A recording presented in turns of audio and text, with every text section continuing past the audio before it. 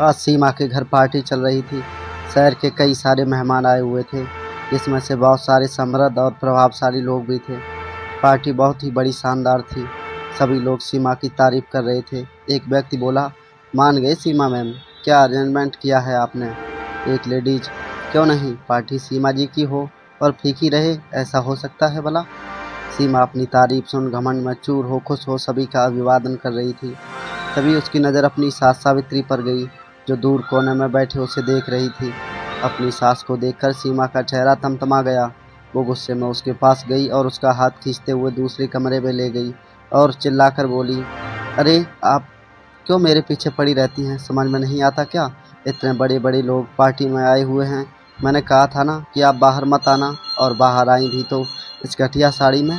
अरे आपकी इज्जत दो कौड़ी की है, लेकिन मेरी तो नहीं ना। शराब के नशे में तो सीमा तमतमा कर चिल्लाते हुए उंगली करते हुए, सुनो, ये बेशर्मी छोड़िए, नहीं तो कहीं और चले जाइए। मेरी छाती पर मूंग मत दलिए। सावित्री को खूब खरी खोटी सुनाई। सावित्री चुपचाप अपनी बहू की जहर भरी बातों को सुनती रही और आंसू बहाती रही।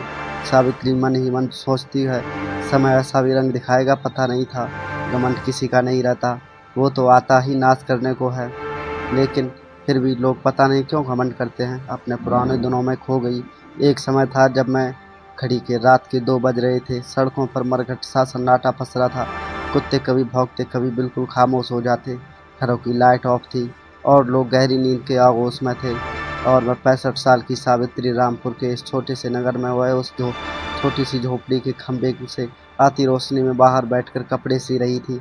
सावित्री, अभी भी काफ़ी काम बाकी है। कल दोपहर तक मुझे ये सूट किसी भी हालत में रागिनी मैम साहब को देना है। सावित्री की बूढ़ी आंखों में नींद थी। उसके हाथ थक भी रहे थे, लेकिन उसे रुकना कहाँ था। हालांकि कुछ देर बाद नींद उस पर ज़्यादा हावी होने लगी तो वो उठकर गई और अपनी आंखों पर पानी की छींटें मारने लगी। यह देखकर उसकी बहू सीमा, जो सावित्री के पास ही बैठी पढ़ाई कर रही थी, उसने कहा, माँ जी, आप थोड़ी देर आराम कर लेती, मैं देख रही हूँ कि आपको नींद आ रही है। अरे नहीं नहीं बहू, मुझे नींद नहीं आ रही, मुझे यह काम कल ख़त्म करना ही है। देख तू परेशान मत हो और तू अपनी पढ़ाई कर। तेरी परीक्षा नज़दीक है ना, तेरी तैयारियां हो तो सही से हो रही हैं ना। हाँ माँ जी, तैयारी हो तो रही है, अब देखिए परीक्षा का रिजल्ट कैसा आता है। वैसे भी मैंने तय कर लिया है। क्या तय कर लिया बहू। यही कि अगर इस बार सिलेक्शन नहीं हुआ तो मैं आगे परीक्षा नहीं दूंगी। मैं आपके काम में हाथ बटाऊंगी।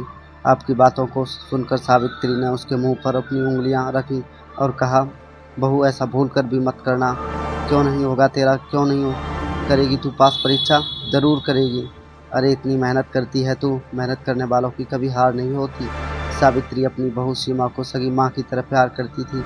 1 साल पहले की बात है। फ्लैशबैक। सीमा अपने पति राजेश और सावित्री के साथ एक रिश्तेदार की शादी में ट्रेन से जा रही थी। सीमा, अगर सही समय पर रिजर्वेशन नहीं मिला तो भारी मुसीबत हो जाएगी। सावित्री, बहू वो लिट्टी रखी थी ना तूने। हाँ जी माँ जी, रख ली थी। ट्रेन अपनी गति से चले जा रही थी। उसको शादी में सलम जाना था, लेकिन सलमपुर पहुंचने के 1 घंटे पहले ट्रेन का भयानक एक्सीडेंट हो गया। हर ओर चीख पुकार मच गई। एक्सीडेंट में कई लोग मारे गए। राजेश भी काल के समुद्र में समा गया। सावित्री और सीमा भी इस एक्सीडेंट में घायल हो गए थे। लेकिन सीमा और सावित्री को इस दुर्घटना ने ऐसा जख्म दिया था जिसका दर्द वो ताउम्र नहीं भुला सकते थे। सीमा, अरे कई लोग मर गए तो क्या मुझे जिंदा छोड़ दिया भगवान आपने। क्यों, राजेश के बिना मैं कैसे जीऊँगी। हे बहू, हिम्मत रख, हिम्मत। होनी का लिखा कौन बिठा सकता है।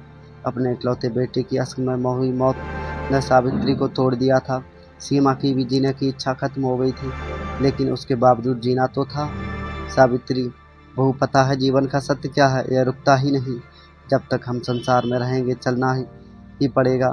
सीमा, लेकिन माँ जी कैसे, सहारा तो चला गया, अब जीने की इच्छा ही नहीं। सावित्री, बहू, राजेश का जीना सच में अंतहीन पीड़ा वाला है, लेकिन जीना तो पड़ेगा ही, क्योंकि वो जहाँ भी है, अगर हमें दुख में देखेगा तो क्या वह खुश रह पाएगा। हमें उसके लिए जीना ही होगा। लेकिन माँ जी कैसे, सब कुछ होगा। राजेश की कमाई से ही तो घर चलता था, अब कहाँ से आएंगे पैसे, कैसे चलेगा घर का चूल्हा, कैसे किराया दिया जाएगा और कैसे सारी चीज़ें संभालेगी। सावित्री, बहू, शादी के बाद तेरी पढ़ाई अधूरी रह गई थी, तू पढ़, खूब पढ़ और उसके बाद अपनी मंजिल खुद तय कर। और जहाँ तक बात रही घर को संभालने की, तो मैं वो संभाल लूँगी। राजेश के पिता जब राजेश 6 साल का था तभी गुजर गए थे, लेकिन मैंने तब भी हिम्मत का साथ नहीं छोड़ा। सिलाई का काम शुरू किया और उसी से ही तो उसकी पढ़ाई पूरी करवाई। आज एक बार फिर मैं वही करूँगी, इस बार अपनी बहू के लिए। उसकी बात को सुनकर सीमा ने कहा, माँ, क्या ये अच्छा लगेगा कि आप इस उम्र में काम करेंगी? नहीं नहीं, सिलाई कढ़ाई मैं कर दिया करूँगी, मैं संभाल लूँगी घर। सावित्री, नहीं बहू, अरे मैं इतनी बूढ़ी भी नहीं हुई हूँ, अभी मुझ में बहुत दम बाकी है। मैं तुम्हारा और अपना दोनों का ध्यान रख सकती हूँ। बस मन लगा कर पढ़, अपनी पढ़ाई पूरी कर और नौकरी की तैयारी कर। सावित्री सिलाई का काम करने लगी और सीमा ने अपनी अधूरी पढ़ाई को पूरा करना शुरू किया। उसकी कॉलेज की फीस, किताबें, कापियाँ, नोट्स, घर का खर्चा चलना सब कुछ सावित्री के कंधों पर था, इसीलिए वो खूब मेहनत करती। धीरे धीरे सावित्री की मेहनत और सीमा की लगन के कारण उसने एमए की परीक्षा फर्स्ट क्लास में पास की।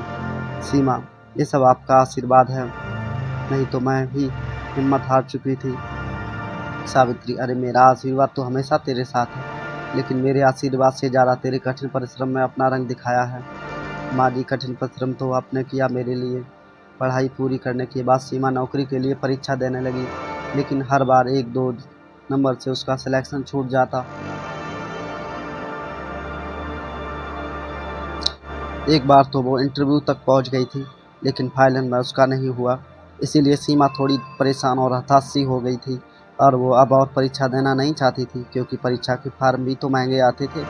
सावित्री, जब मैं हूँ तो फिर चिंता किस बात की बहू? तुझे बस अपनी मंजिल पानी है, हौसला नहीं छोड़ना, क्योंकि हौसलों को जिसने छोड़ा, मंजिल खुद ब खुद उनकी नज़रों से ओझल हो गई।